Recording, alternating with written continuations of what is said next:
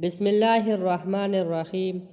حضرت محمد بن یوسف بیان کرتے ہیں کہ ہم حضرت انس رضی اللہ تعالیٰ عنہ کے پاس آئے اور ان سے حجاج کے طرز عمل کی شکایت کی۔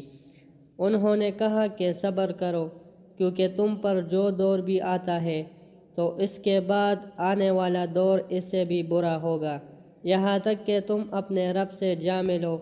میں نے یہ تمہارے نبی صلی اللہ علیہ وسلم سے سنا ہے۔ حضرت عائشہ رضی اللہ تعالیٰ عنہا بیان کرتی ہے کہ نبی کریم صلی اللہ علیہ وسلم نے ایک صاحب کو ایک مہم پر روانہ کیا۔ وہ صاحب اپنے ساتھیوں کو نماز پڑھاتے تھے اور نماز میں ختم قل هو اللہ احد پر کرتے تھے۔ جب لوگ واپس آئے تو اس کا ذکر نبی کریم صلی اللہ علیہ وسلم سے کیا۔ نبی کریم صلی اللہ علیہ وسلم نے فرمایا کہ ان سے پوچھو کہ وہ یہ طرز عمل کیوں اختیار کیے ہوئے تھے۔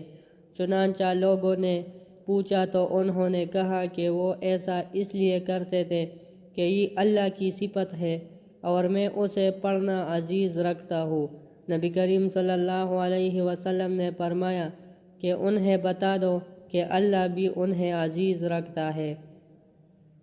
حضرت معاذ بن جبل رضی اللہ تعالیٰ عنہ بیان کرتے ہیں کہ نبی کریم صلی اللہ علیہ وسلم نے فرمایا، اے معاذ، کیا تمہیں معلوم ہے کہ اللہ کا اس کے بندوں پر کیا حق ہے؟ انہوں نے کہا کہ اللہ اور اس کے رسول ہی زیادہ جانتے ہیں۔ نبی کریم صلی اللہ علیہ وسلم نے فرمایا کہ یہ ہے کہ وہ صرف اسی کی عبادت کرے اور اس کا کوئی شریک نہ ٹھہرائے۔ کیا تمہیں معلوم ہے پھر بندوں کا اللہ پر کیا حق ہے؟ عرض کیا کہ وہ اللہ اور اس کے رسول ہی زیادہ جانتے ہیں۔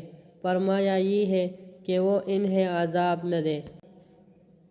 دوستو، اللہ تعالی ہمیں ان احادیث مبارکہ پر عمل کرنے کی توفیق دے۔